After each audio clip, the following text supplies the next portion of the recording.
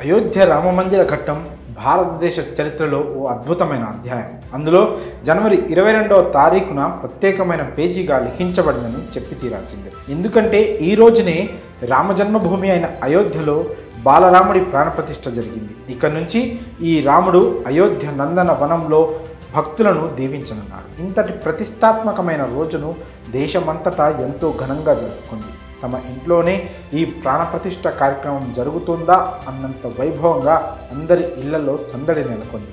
బాలరాముడు తన జన్మస్థానంలో కొలువు తీరే సమయం ఎంతో అరుదైనదిగా భావించి తమ ఇంట్లోకి కూడా చంటి బిడ్డలను ఆహ్వానించాలని పట్టుబట్టి మరీ కొంతమంది గర్భిణులు అదే సమయంలో ప్రసవాలకు సిద్ధమయ్యారు.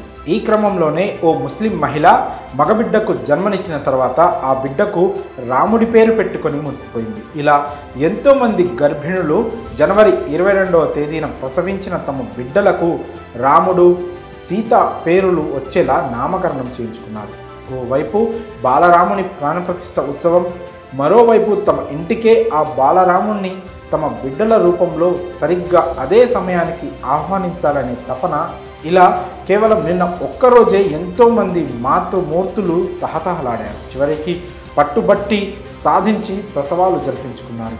కొందరివి సాధారణ డెలివరీలు కాగా మరికొందరు మంది అదే ముహూర్తానికి ఆపరేషన్ చేయించుకొని మరీ 12 బిడ్డలకు జన్మనిచ్చారు. ఈ క్రమంలో ఉత్తరప్రదేశ్లోని ఫిరోజాబాద్కు చెందిన ఫర్జానా అనే ముస్లిం మహిళ సోమవారం ఒక మగబిడ్డకు జన్మనిచ్చింది. ఆ పుట్టిన బిడ్డకు హిందూ, ముస్లిం మతాల పేర్లు కలిసి వచ్చేలా రామ్ రహీం అని నామకరణం చేసింది. ఇక మహారాష్ట్రలోని థానేకు చెందిన మరో మహిళకు డెలివరీ డేట్ మంగళవారం ఇవ్వగా డాక్టర్లను రిక్వెస్ట్ చేసి సోమవారం మధ్యాహ్నం 12:30కు ఆపరేషన్ చేయించుకుంది.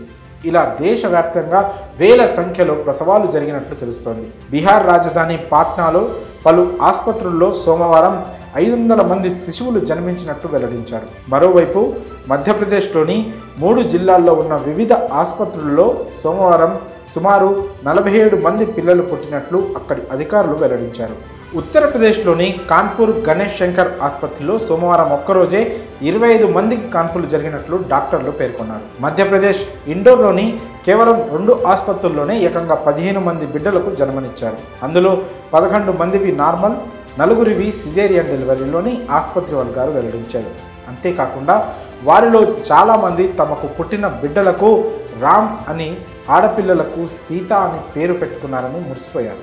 మరికొంతమంది రాఘవ్, రాఘవేంద్ర, రఘు, రామేంద్ర ఇలా ఆ శ్రీరాముని పేరు కలిసి వచ్చేలా పెట్టుకున్నారు. ఇలా దేశవ్యాప్తంగా ఉన్న ప్రజలు బాలరాముని ప్రాణప్రతిష్ఠ సందర్భంగా సంబరాలు జరుపుకుంటుంటే కొంతమంది మాతృమూర్తులు మాత్రం తమ ఇళ్లకే బాలరాముణ్ణి, ఆ సీతమ్మను ఆహ్వానించారు. మరి ఎంతో ప్రత్యేకమైన రోజున దేశవ్యాప్తంగా వేల సంఖ్యలో జరిగిన ప్రసవాలపై, అలానే ఓ ముస్లిం మహిళ తన బిడ్డకు రాముడి పేరు కలిసి వచ్చేలా నామకరణం చేయడంపై మీ అభిప్రాయాలను కామెంట్స్ రూపంలో తెలియజేయండి.